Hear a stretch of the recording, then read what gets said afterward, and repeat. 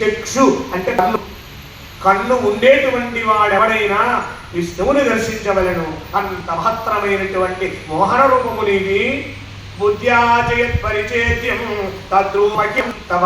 బుద్ధి ఉండేవాడు, తెలివి ఉండేటువంటి వాడు, జ్ఞానం ఉండేటువంటి వాడు నువ్వు మాత్రమే ఆరాధించవలను. తన్మయాహం తత్సర్వమాశ్రయా మాధవీమితి లోకోయమవిలక్ష్యే తతో హి మాధవుడి చేత నేను రక్షింపబడ్డాను, కావున నన్నందరూ మాధవి అని పిలుచుగాక.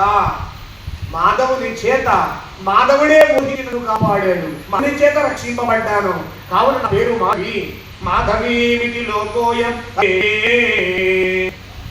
ఈ విధంగా అమ్మవారు శ్రీమన్నారాయణ స్వామి వారిని స్తుతించారు.